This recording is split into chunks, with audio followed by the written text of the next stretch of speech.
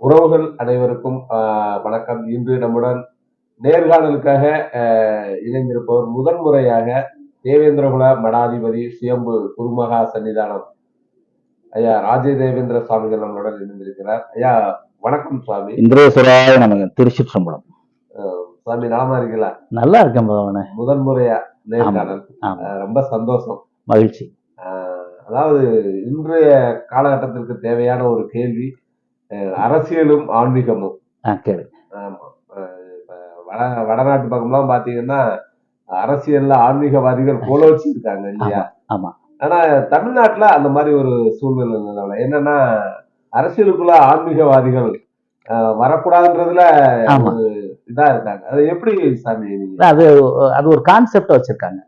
அரசியல்வாதி, அதாவது ஆன்மீகவாதிகள் வந்து அரசியல் பேசக்கூடாது, ஆன்மீகவாதிகள் வந்து அரசியலுக்குள்ள வரக்கூடாது. இது ஒரு மூட நம்பிக்கை. இப்போ வடநாட்டுக்குள்ள வந்து அரசியல்வாதிகள் எம்பியா, எம்எல்ஏவா, மந்திரிகளா, முதல் மந்திரிகளாவெல்லாம் இருக்காங்க. அதுக்கு என்ன, இப்போ நீங்க பிரதமர் மோடியை எடுத்துட்டா கூட அவர் வந்து ஒரு கர்மயோகியா இருக்காரு. கர்மயோகி அவரு. நீங்க ஆதித்யநாத் இருக்காரு இல்லையா, யூபி முதலமைச்சர், அவரு சத்திரிய சன்னியாசி. நீங்க வந்து ஆன்மீக அரசியல் கலக்காத வாழ்வியல் துறைகளே இல்லை. வாழ்வியல் துறைகளே அரசியல் கலக்காதது இல்லை என்று அறுதிட்டு சொல்லிடலாம். எல்லாத்துலயும் அரசியல் இருக்கு. உங்களுக்கு சரியா சொன்னா டாபிக்கா சொல்றேன் பாருங்களேன். சமூக அரசியல், எக்கனாமிக்கல் பாலிடிக்ஸ், எக்கனாமிக்கல் அது பொருளாதார அரசியல். அந்த எக்கனாமிக்கல் சப்டிவிஷனா கமர்ஷியல் பாலிடிக்ஸ் ஒன்று இருக்கும் பாருங்க.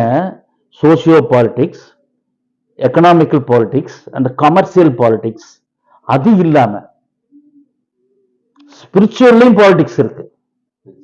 எஸ், மனிதன் எங்கெல்லாம் வாழ்கிறானோ அங்கெல்லாம் அரசியல் என்று இருக்கு. Because what is mean by politics? It is administrate. நிர்வாகம் என்பது அரசியல். அப்போ ஒவ்வொரு நிர்வகிக்கும் போது அந்த தலைமை உருவாயிரும். அந்த தலைமை என்ன நினைக்குன்னா, தனக்கு கீழ் தன்னால் ஆளப்படுகிற மக்கள், அது சமூகவியலா இருக்கலாம், பொருளாதாரவியலா இருக்கலாம், வணிகவியலா இருக்கலாம், ஆன்மீகவியலா இருக்கலாம், வேற எந்த மனிதன் எங்கெல்லாம் ஒருங்கிணைகிறானோ அங்கெல்லாம் ஒரு தலைமை உருவாகும், அங்கெல்லாம் ஒரு அரசியல் இருக்கும். தனது தலைமையை தக்க வைத்துக் கொள்வதற்காக. இங்கு தலைமை என்றால் கொள்கை என்று இருக்கும்.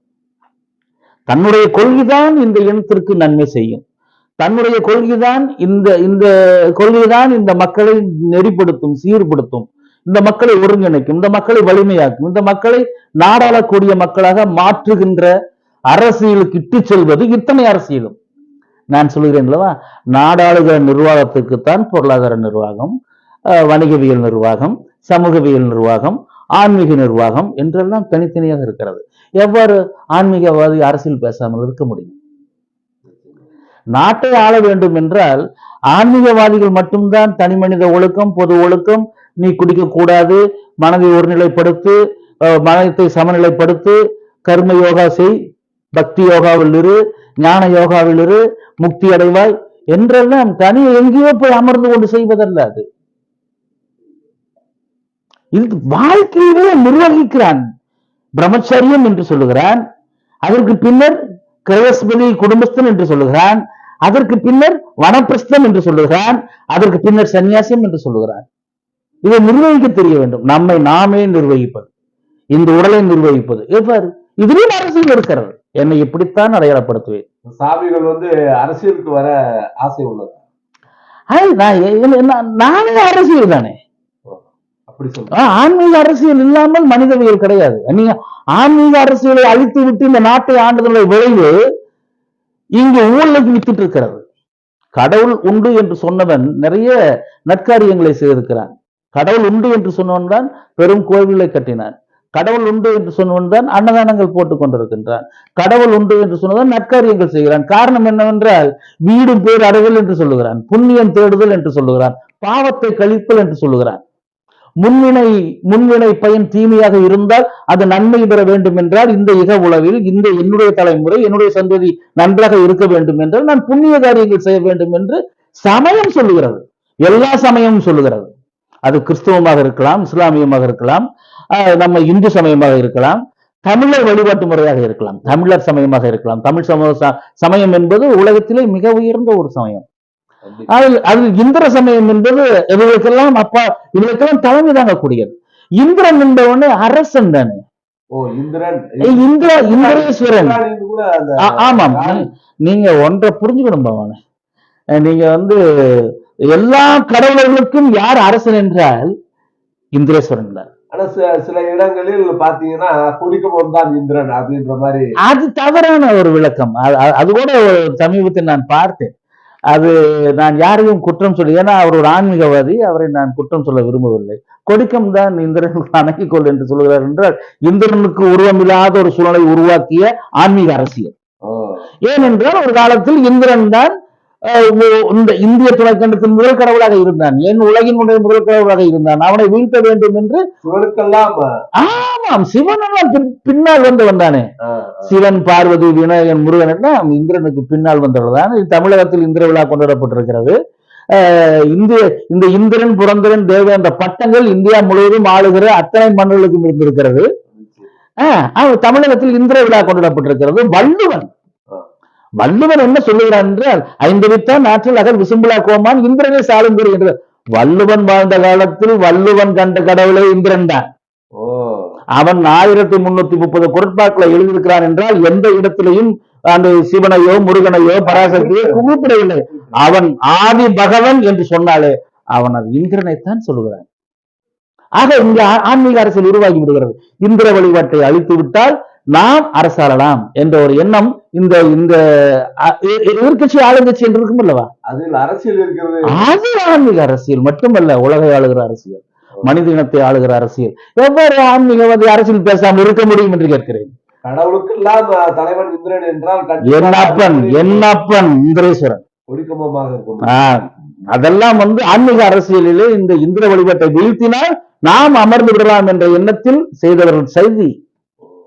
ஆன்மீக அரசியல்.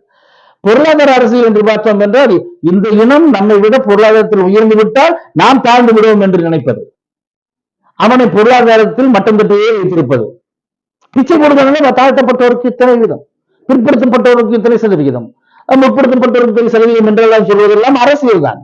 மனிதனை பிரித்தாளுகிற அரசியல். இது எக்கனாமிக்கல் பாலிடிக்ஸ் எல்லாம் அரசியல். அதை எதைத்தான் பெரிதாக கட்டிப்பிடித்துக் கொண்டு மனிதன் விடமாட்டேன் என்கிறான் இந்தியாவுக்குள். காரணம் என்னவென்றால் இந்தியாவில் சாதிய கட்டமைப்பு என்பதுதான் மனிதர்களுடைய வாழ்வியல் அடிப்படையாக இருக்கிறது. ஆகவே அவன் தன்னுடைய இனத்திற்கு இத்தனை சலுகை கொடுக்கிறார்கள் என்றால் இந்த அரசு தான் எனக்கு வேண்டும் என்று சொல்லுகிற நிலையை உருவாக்குகிறான். ஆக இடஒதுக்கீடு என்பது அரசியல். அது மட்டுமல்ல, ஒரு குறிப்பிட்ட இனம் மேலே வந்துவிடக் கூடாது என்று நினைப்பதற்காகவே அவன் பிற்படுத்தப்பட்டவன் முற்படுத்தப்பட்டவன் தாழ்த்தப்பட்ட பிறஞ்சாதைகள் என்று பிரித்து வைத்திருப்பான். மனிதனை ஆளுகிற ஆளுமை பெற்றவன் தனக்கு கீழ் ஆளப்படுகிற மக்களை பிரித்தாளுகிற சக்தி. இது எல்லா நாட்டிலும் உண்டு, இந்தியாவில் மட்டுமல்ல. நம் இந்தியாவில் ஜாதியம் என்ற பெயரில் இருக்கிறது. ஒரு ஆன்மீகவாதி அரசியலுக்கு, அதாவது குறிப்பாக முதலமைச்சராகவோ அல்லது பெரிய துறைகளில் ஒரு ஆன்மீகவாதி வந்தால் என்னென்ன மாதிரியான மாற்றங்கள் நிகழ வாய்ப்பு இருக்கு? பவனே, நாம் ஒன்றை புரிந்து கொள்ள வேண்டும். மனிதத்தை புனிதப்படுத்துவது ஆன்மீகம். உனக்குள் இருக்கக்கூடிய இறைவன் எனக்குள்ளும் இருப்பான் என்று சொல்வதுதான் ஆன்மீகம். ஆக இது மாதிரியான ஆன்மீகவாதிகள் அரசியலுக்குள் வருகின்ற பொழுதுதான் மனித நேயம் பிறக்கிறது. இப்ப இந்தியாவுக்குள் பெரும்பாலான இப்ப மோடி அரசாங்கம் வந்து விட்டால் ஜாதிய கலவரம் வந்துவிடும், மத கலவரம் வந்துவிடும். வரவில்லையே. இவர்களாண்ட 10 வருடங்களில் நீங்கள் பார்த்தீர்கள் என்ற ஒரு சில இடங்களில் திட்டமிட்டு இவர்களை இழிவுபடுத்த வேண்டும் என்று சதிகாரர்கள் உருவாக்குவார்கள். அதையும் அடக்கித்தான் ஆண்டு கொண்டிருக்கிறார். எல்லா சமயத்தையும் சமநோக்கோடு பார்ப்பதுதான் ஆன்மீகம். இப்போ ஒரு கர்ம யோகியாக இருந்து இந்த நாட்டை ஆளுகிற பிரதமர் மந்திரியை நான் பார்க்கிறேன். ஏன்னா ஆன்மீக பார்வை இது அரசியல் இருக்கிறது. ஒரு கர்ம யோகினால் மட்டும்தான் இவ்வாறு நாட்டை ஆள முடியும். ஒரு சத்திரிய சன்னியாசி உத்தரப்பிரதேசத்தினுடைய முதலமைச்சர் யோகி ஆதித்யநாத். இப்ப நீங்க சொன்ன ஆன்மீகவாதியமும் குறை சொல்லத்தானே சாமி செய்றாங்க. அது அரசு. நீங்கள் சாமி இல்லை என்று சொல்கிறார் இல்லையா, கடவுள் உண்டு என்று சொல்வன் முற்றிலும் கடவுள் இல்லை என்று சொல்கிறவனே சாமியாகி விடுகிறான். தமிழகத்தினோட நிலைமை என்ன? எவன் கடவுள் இல்லை என்று சொன்னானோ அவனை கடவுளாக்கி விட்டான். அவன் பிறந்த நன்று அவனுக்கு மாலை போடுகிறான், அவனுக்கு தேங்காய் பழம் முடைக்கிறான், கேட்டால் எங்கள் தந்தை பெரியார் வெங்காய பெரியார் என்று சொல்லுகிறான். இதெல்லாம் சாத்தான் வழிபாடா? கடவுள் வழிபாடு என்று இருந்தால் சாத்தான் வழிபாடு ஒன்று இருக்கும். சாத்தான் நாட்டை ஆண்டால் என்ன நடக்குமோ அதுதான் நடந்தது. இந்த நான் எல்லாரும் சொல்ல திராவிடியா என்று சாமி சொல்லுகிற ஒரு திராவிடியா என்று சொல்லுகிறார். இது ஏதோ என்ன கெட்ட வார்த்தை என்று கேட்கிறேன். நீ திராவிடியன் என்று சொன்னால் நான் திராவிடியன் என்று சொல்லணும். இல்லாத ஒரு இனம் இருக்கிறது என்று சொன்னால் நான் அதை அப்படியே ஏற்றுக்கொள்ள வேண்டிய அவசியம் எனக்கு இல்லையே. நீ திராவிடியன் என்று சொல்லுகிறாய், நீ திராவிடம் என்று சொல்லுகிற, நான் திராவிடியா என்று சொல்லுகிறேன். இது என்ன தவறு இருக்கிறது? இது கெட்ட வார்த்தை இல்லையே. நிறைய பேர் என்னிடத்தில் முகநூல்களில் வருகிறார்கள். அதே போன்று சமூக வலைதளங்களில் எல்லாம் என்னை கண்டித்து, சுவாமி நீங்கள் கெட்ட வார்த்தை பேசுவது போன்று தெரிகிறது திராவிடி என்று. இல்லை, எப்படி கெட்ட வார்த்தை? சாமி, இன்னொரு முக்கியமான கேள்வி என்னன்னா, சமீபத்துல பாத்தீங்கன்னா தேவேந்திர குல வேளாளர்கள் ரொம்ப இந்திர விழா அப்படின்ற ஒரு விஷயத்த மிக பிரபலமாக சமீப காலமாக எனக்கு தெரிந்து அதை கையில் அடியேன் எங்களுடைய பேரூர் நாட்டில் எங்களுடைய பட்டீஸ்வரத்தில் 35 ஆண்டு காலங்களாக இந்திர விழா செய்து கொண்டிருக்கிறேன்.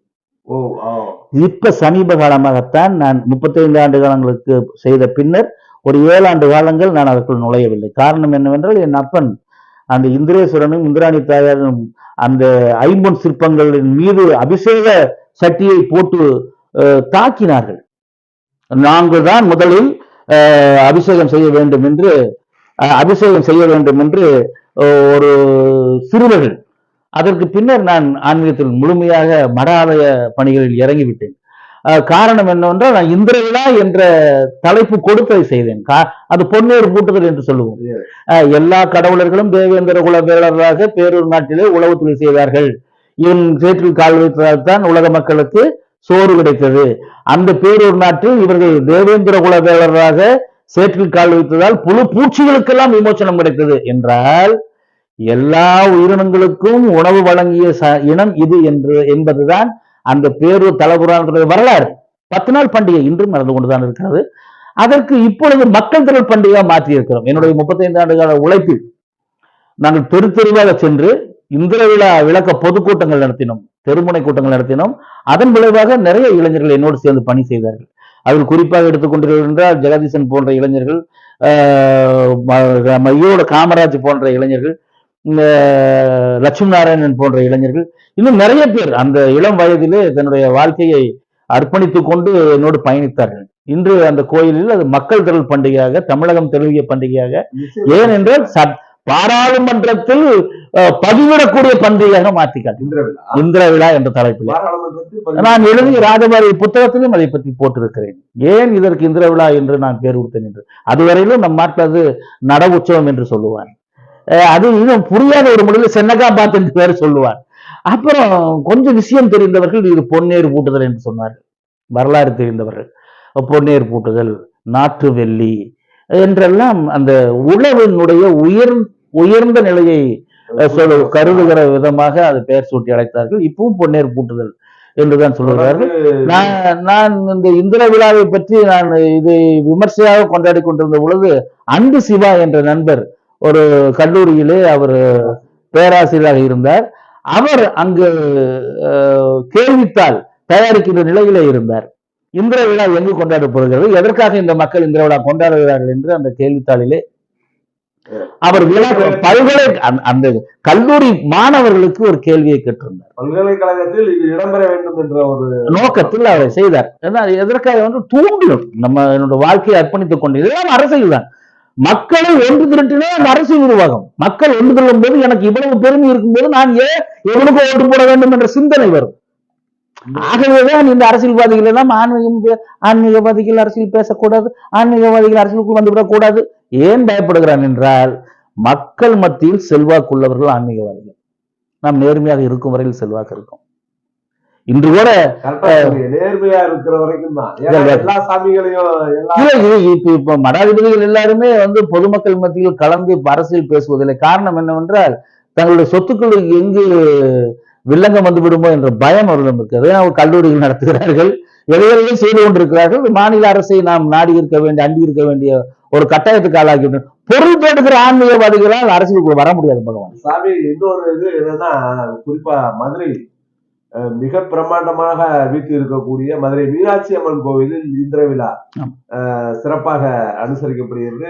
என்னுடைய காணொலி கூட தொடர்ந்து 2 வருடம் போட்டிருக்கீங்க, கவனிச்சிருக்கேன், போட்டிருக்கேன். சிறப்பு பகவான, மதுரை என்றால் நீங்க பாண்டியம் என்ற வார்த்தை உழவைத்தான் குறிக்கும். பாண்டியம் என்றால் உழவு, பாண்டியம் என்றால் உழவு, உழவன் உழவு, உழவு தொழிலை குறிக்கக்கூடிய பாண்டியம். அதில் பாண்டித்தியம் பெற்ற மக்கள் இந்த உழவர் மக்கள். அது மட்டுமல்ல, பாண்டி என்றால் பண்டை என்று பொருள், பண்டைய மனிதன் என்று பொருள். பழைய மனிதர்கள், பழைய மனிதன் இல்ல, முன்னோடிகள், மனித இனத்தின் முன்னோடிகள், வாழ்ந்து காட்டிய வாழ்க்கை வழிமுறைகளை வடிவமைத்து கொடுத்தவர்கள். மதுரை என்பது கோவில் அல்ல, பேரரசு கோயில். நீங்கள் நன்றாக புரிந்து கொள்ள வேண்டும். நாம் குடும்ப கோயில் வைத்திருப்போம், குலதெய்வ கோயில், அதுக்கு அடுத்தது ஊர் கோயில் வைத்திருப்போம், அதுக்கப்புறம் நாட்டு கோயில். இப்ப எங்க பேரூர் நாட்டை எடுத்துட்டீங்கன்னா, நாங்க இப்ப எனக்கு குலதெய்வம் இருக்கு, எங்க குலதெய்வத்துக்குள்ள அங்காளி பங்காளி எல்லாம் சேர்ந்து குலதெய்வம் கும்பிடுவோம். அதுக்கு ஒரு நிர்வாகம் இருக்கு. இது மாதிரி ஒவ்வொரு ஊர்லயும் 20 குடும்பம் 25 குடும்பம் இருப்பாங்க. ஒவ்வொரு குடும்ப கோவில்லையும் 250 திருமாங்கிலிதான் இருப்பாங்க, அவங்க வரி கொடுப்பாங்க. இந்த எல்லா குடும்பங்கள் இருக்கிற வரி ஒண்ணு சேர்த்து ஊர் குடும்பம் மாறும், ஊர் கோயில மாறு. இந்த ஊர் கோயில், பல ஊர் கோயில், 32 ஊர் கோயில் சேர்ந்த ஒரு நாடு. இந்த நாட்டு கோயில் தான் பேரூர். எங்களுக்கு பேரரசு கோயில்னா ராஜராஜன் சோழன் கட்டிய பத்தீஸ்வரம், தஞ்சை பெரிய கோயில். அதே போன்று பாண்டியர் தேசத்தினுடைய பேரரசு கோயில் என்று எடுத்தால் மதுரை மீனாட்சி அம்மன் கோயில். அங்க நாட்டு கோவில் இருக்கிறது. இப்ப நெல்லையப்பர் கோயில் இருக்கிறது, தென்காசி விஸ்வநாதர் கோயில் இருக்கிறது, ஏன் குற்றாலீஸ்வரன் கோயில் இருக்கிறது. தொடர்ந்து சொல்லிக்கொண்டே வரலாம் நாட்டு கோவில்களை. அதே போன்று கிழக்கு எடுத்துக்கொண்டீர்கள் என்றால் நீங்க இந்த நாகப்பட்டினம் வரையிலும் நாட்டு கோவில்களை சொல்லிவிடலாம். இங்கெல்லாம் இந்த நாட்டு கோவில்களில் ஆண்டவனுக்கு அறுவடை செய்த நெல்லை நிவேதனத்துக்காக, ஆண்டவனுக்கு படைக்கக்கூடிய பொங்கலுக்கு யார் கொடுக்கிறார்கள்? இந்த தேவேந்திர மக்கள் தான் கொடுத்துக்கொண்டு இன்றும் இருக்கிறார்கள். அது நடந்து கொண்டுதான் இருக்கிறது எல்லா கோவில்களிலும். இப்பொழுது மக்கள் மத்தியில் தன்னுடைய வரலாற்றை உணர்ந்து கொண்ட காரணத்தால் இந்த இனத்தில் அறிவாளிகள், உங்களை போன்ற ஊடகவியலாளர்கள், அறிவு தெளிவுள்ளவர்கள், உளவியலாளர்கள், ஆன்மீகவாதிகள், பேச்சாளர்கள், எழுத்தாளர்கள், சிந்தனையாளர்கள், இவர்கள் எல்லாம் இன்று மக்களுக்கு போதிக்க ஆரம்பித்து விட்டார். இது மக்களுக்கு, நீ இவ்வளவு கோவில்களிலும் உனக்கு இவ்வளவு மரியாதை இருக்கிறது, யாருக்கோ நீ சேவை செய்து கொண்டிருக்கிறாய். உன்னை கடவுள் இல்லை என்று சொன்னவனுக்கெல்லாம் இந்த மண்ணிலே எந்த கோவிலும் உரிமை கிடையாது. கடவுள் இல்லை என்று சொல்லக்கூடிய இந்த அரசியல்வாதிகளுக்கு இவன் எங்கிருந்தோ வந்தவனாக இருக்கிறான், பிறமொழிக்காரனாக இருக்கிறான், இவனுக்கும் இந்த கோவில்களுக்கும் எந்த தொடர்பும் கிடையாது. அப்படி ஒரு தொடர்பு இருந்தால் அடிமை தொடர்பாகத்தான் இருக்கும். கோயிலில் உரிமை இல்லாதவர்கள் தான் அடிமை தொடர்பா இருக்கும். அடிமை தொடர்பு என்றால் தாசிகளாக, தேவரடியார்களாக, இது மாதிரியான உளவியல் தாக்கத்தால் இவர்கள் கடவுளே இல்லை என்று பேச ஆரம்பித்தார். அவர் உளவியல் தாம் இழிந்தவனாக கருதப்படுகிறோம் என்ற உளவியல் தாக்கத்தால் அவர்கள் பிறமொழிக்காரர்களாக இருந்தார்கள். இந்த தேவேந்திர குல வேளர்கள் இனத்திலே தாசிகள் கிடையாது, அதை புரிந்து கொள்ளுங்கள். கடினமாக உழைக்கக்கூடிய சத்திரிய வம்சம். இவன் வைசியனும் கூட உழவு தொழில் செய்கிறவன். இவன் உற்பத்தி செய்கிற பொருளை விற்று உணவுக்கு எடுத்து வைத்துப்பான். விற்பனை செய்கிற பொழுது வைசியனாக இருப்பான். நாடு என்று விட்டால் அவன் யுத்தத்துக்கு தயாராகி விடுவான், சத்திரியனாக மாறி. அனைத்திலும் அரசியல், நான் அதுதான் சொல்றேன், அரசியல். ஆன்மீகவாதிகளை போன்று நாட்டை ஆள்வதற்கு எவனும் கிடையாது என்பதுதான் ராஜேந்திர சாமியுடைய கான்செப்ட். நான் அரசியல் பேச யாரை பேசுவா? இந்த இந்திர விழா என்பது தேவேந்திர குல வேளாளர்கள் மட்டுமே கொண்டாடுகிறார்களா? இல்ல, அது தமிழருடைய விழா. நீங்க தமிழ்நாட்டில் நாகப்பட்டினம் மாவட்டத்தில் இருக்கக்கூடிய பூம்புகாரிலே 5000 ஆண்டுகளுக்கு முன்பு இந்திர விழா நடந்தது என்றால் என்ன நினைக்கிறீர்கள்? தமிழருடைய விழா அது. அங்கு இந்திர விழா, இங்க சித்திரை விழா என்று கொண்டாடுகிறான். இந்திர விழாவை புரிந்து கொள்ளுங்கள். அதே மடைமாற்றம் செய்கிறார். மடைமாற்றம் பிறமொழிக்காரன் கையில் ஆட்சி சிக்கி விடுகிறது. இது ஆன்மீக அரசியல். இந்திர விழா என்று எடுத்தால் இந்த தமிழ் மக்களுக்கு முக்கியத்துவம் வந்துவிடும் என்று அவன் சித்திரை பெருவிழா என்று மாற்றுகிறான். அன்றுதான் இன்று அங்கு இந்திர விழா நடைபெற போகிறது. நாளை மதுரை அம்பதியில இன்று நடக்கிறது என்றால் இது சித்திரை பௌர்ணமி அன்று இந்திர விழா கொண்டாடப்பட்டது. சித்திரை பௌர்ணமி அன்று அங்கு சித்திரை விழாவும் கொண்டாடப்படுகிறது. அவன் இந்திரன் என்ற வார்த்தையை அழித்துவிட்டு சித்திரை விழா என்ற வெறுமனே மாதத்தை மட்டும் சொல்லுகிறான் என்றால் அவன் யார் என்றால் தெலுங்கர்கள். இந்த நாட்டை தெலுங்கர்கள் கைப்பற்றிய பொழுது தமிழர்களுடைய பண்டிகைகளை அழித்தார்கள். இத சமூக வலைதளத்தில் நான் பதிவிட்டிருந்தேன். இந்திர விழாவா சித்திரை விழாவா என்று. காரணம் என்னவென்றால் பண்பாட்டு பல்கலைக்கழகங்களாக மாற வேண்டும் ஒவ்வொரு இனமும். நம்முடைய பண்பாடு, நம்முடைய கலாச்சாரம், நம்முடைய ஆன்மீகம் இவைகளை போதிக்கின்ற பல்கலைக்கழகங்களாக ஒவ்வொரு தமிழ் இனமும் மாற வேண்டும். அவ்வாறு மாறுகிற பொழுதுதான் இந்த நாடு உருப்படும், இந்த மக்கள் உருப்பட. குடித்தே அழிவார்கள். அரசு விற்பனை செய்கிறான் மதுபானங்களை. அரசு விற்பனை செய்யும் பொழுது மதுபானங்கள் விற்பனை செய்கிறது. அந்த மதுபானங்களை உற்பத்தி செய்கிறவன் அரசியல்வாதியாக இருக்கிறான். இவன் சொல்லுவான் நாங்கள் மதுபானங்களை தடை செய்ய போகிறோம் என்று போய் நம்ப வேண்டிய அவசியமே இல்லை. அதற்காகத்தான் சொல்லுகிறேன், ஆன்மீகவாதி நாட்டை ஆண்டால் மட்டும்தான் இந்த தீய பழக்க வழக்கங்களில் இருந்து மக்களை காப்பாற்ற முடியும். போதைக்கு அடிமையான மக்கள், போதை வஸ்துக்களுக்கு அடிமையான மக்கள், குடிப்பழக்கம் மட்டுமல்ல போதைப் பொருளுடைய நடமாட்டம் என்று அதிகமாகிவிட்டது. இப்ப கூட ஒரு கையை செய்யப்பட்டிருக்கிறார். 2500 கோடி போதைப் பொருட்களை கைப்பற்றினார். ஒரு ஆளுங்கட்சி சார்ந்தவராக இருந்திருக்கிறார் என்றால் இந்த நாடு எங்கே சென்று கொண்டிருக்கிறது? இவர்கள்தான் சொல்லுகிறார்கள் ஆன்மீகவாதிகள் அரசியல் பேசுவார். நாங்கள் பேசாமல் யார் பேசுவார்? திருச்சிற்றம்பலம். நன்றி. கண்டிப்பாக ஆன்மீகவாதிகள் நாட்டை ஆள வேண்டும், நாடு செழிக்க வேண்டும் என்று கேட்டுக்கொண்டு விடுவீர்கள். நன்றி. திருச்சிற்றம்பலம். இந்திரேஸ்வராய நம.